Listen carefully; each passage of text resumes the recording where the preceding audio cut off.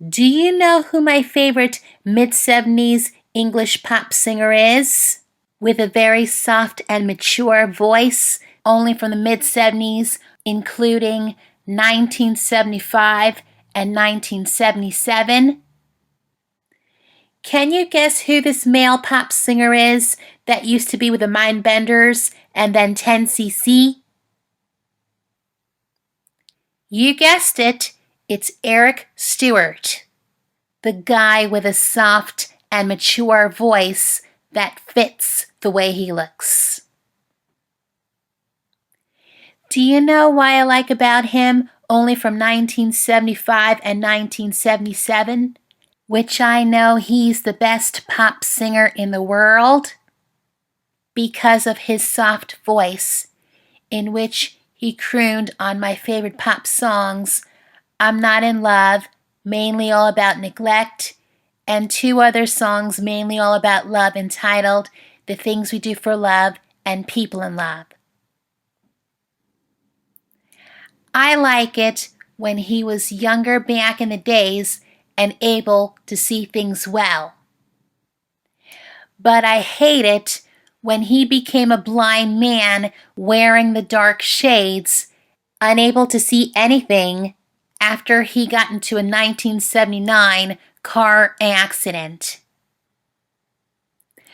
I know that he sings like Paul McCartney, but to me, he sings like himself. The whole complete later albums I don't like by him are Do Not Bend, Viva la Difference, Fruity Rudies, and Girls. The only thing is, I'm not a big fan of the Mindbenders, so like I said before, the only three pop songs I like by him, which they're always my favorites, are I'm Not in Love, The Things We Do for Love, and People in Love, which he co-wrote with his friend Graham Gouldman when he was with the band 10cc. Now here's the story. Eric Michael Stewart is an English musician, songwriter and record producer most known for his tenure with the Mindbenders in the 1960s, and 10cc's from 1972 to 1995. In 1968, he became a co-owner of Strawberry Studios in Stockport, England, where he developed skills as a recording engineer and record producer. His involvement in Strawberry was instrumental in the eventual formation of 10cc's. Stewart has collaborated with Paul McCartney on 3 McCartney albums recorded between 1982 and 1986, has recorded 3 solo albums and released Viva la Difference in 2009.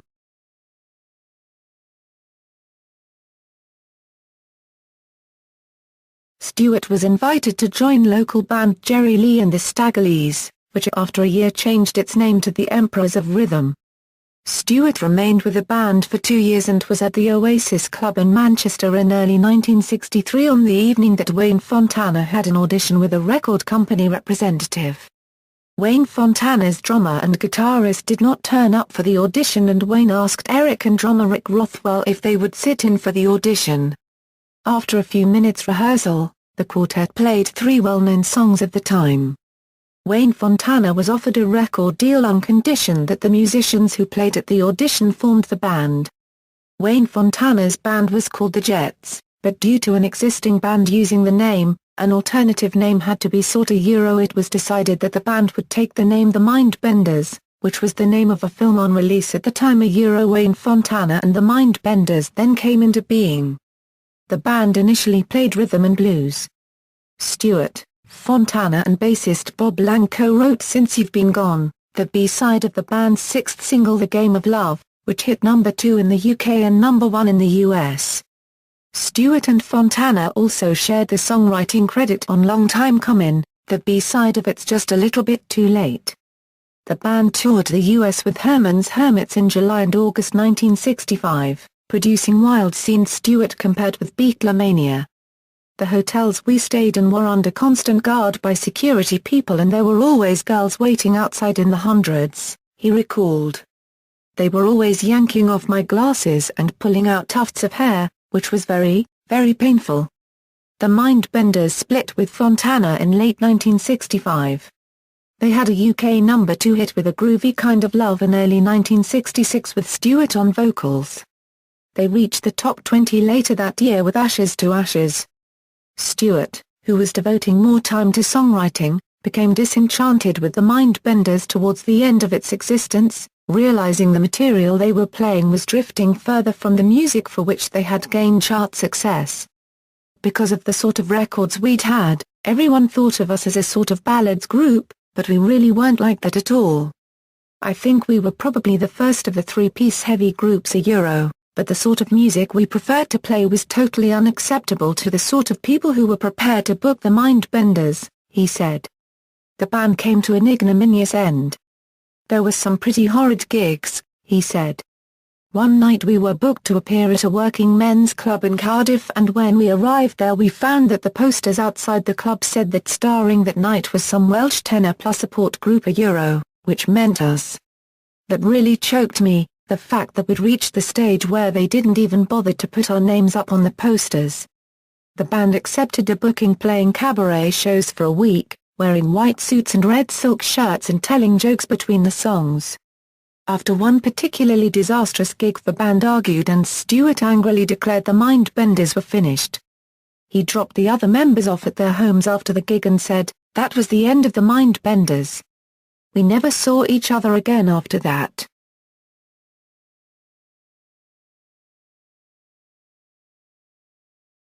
According to Stewart, the flow of royalties and publishing income from his work with the Mindbenders had left him fairly comfortable financially.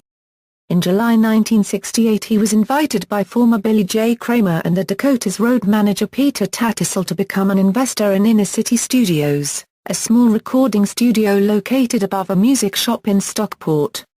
Stewart, who had been recording some demos of his own songs at the studio, invested £800. He explained, "I was infected with the idea of becoming a recording engineer and building a studio where I could develop my own ideas as to what a studio should be like." The pair moved to larger premises at No. 3 Waterloo Road in October, and Stewart, who helped with renovations and painting, renamed the studio in honor of his favorite Beatles song, Strawberry Fields Forever. Within months the pair were joined by a further investor, a songwriter and former Mindbenders bassist Graham Gouldman, who injected a further £2,000.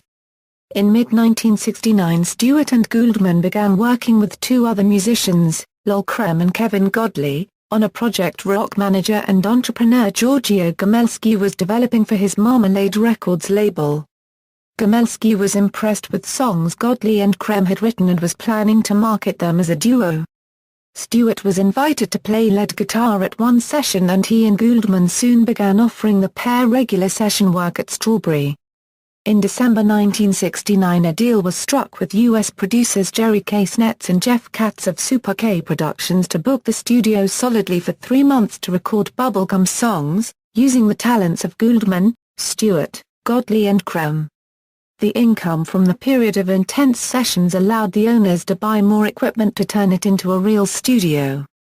To begin with, they were interested in Graham's songwriting, and when they heard that he was involved in a studio, I think they thought the most economical thing for them to do would be to book his studio and then put him to work there but they ended up recording Graham's songs and then some of Kevin and Lol's songs, and we were all working together, Stewart said.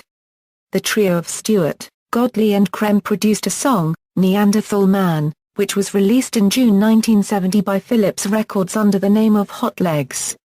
The single became a worldwide hit, reaching number 2 in Britain and number 22 in the US, and was followed by an album, Things, School Stinks, which Stewart later described as a little ahead of its time. The trio released another single, Umbopo, under the name of Dr. Father. The singles and album tracks were all engineered by Stewart.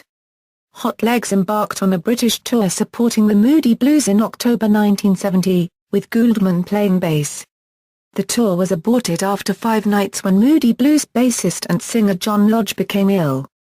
When no further work for Hot Legs ensued, the band members agreed the band was defunct and resumed their session work.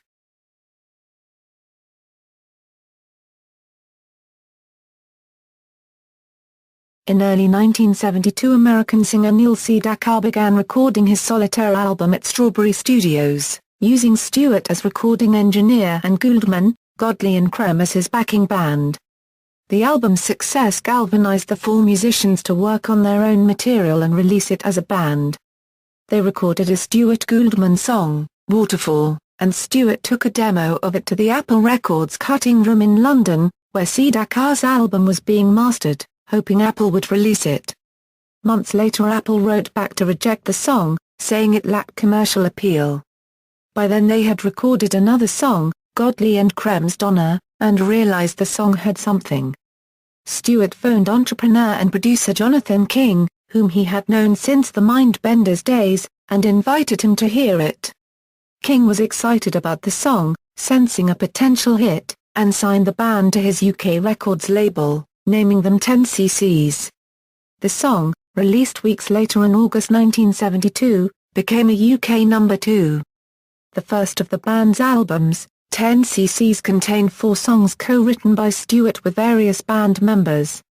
His most productive writing partnership, however, was with Gouldman. The pair wrote some of the band's biggest-selling singles including Wall Street Shuffle, I'm Not in Love, and Art for Art's Sake and after the departure of Godley and Creme in 1976, Stewart and Gouldman settled into a strong songwriting partnership that lasted for the next 6 albums.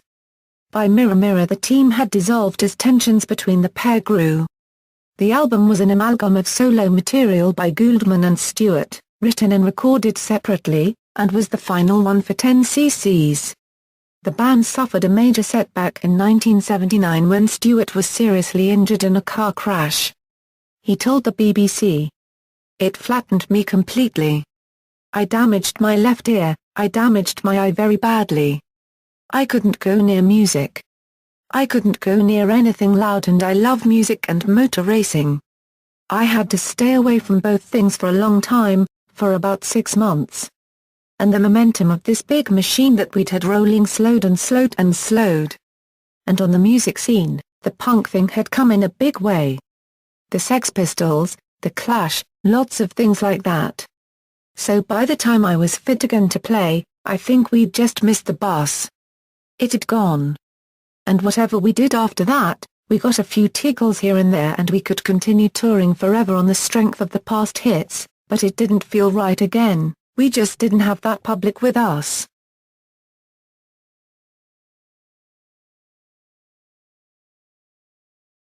Stewart produced 2 solo albums sandwiched between 10cc's 1980s output Girls and Fruity Roties and a third solo album, Do Not Bend, in 2003.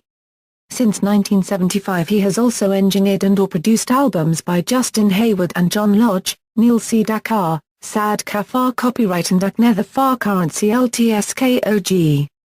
He began a 4th solo album Viva La Difference, in 2006, describing it as more 10cc's in style than Do Not Bend, but in January 2007 announced recording would continue sporadically while he carried out renovations on his home and construction of a studio in France.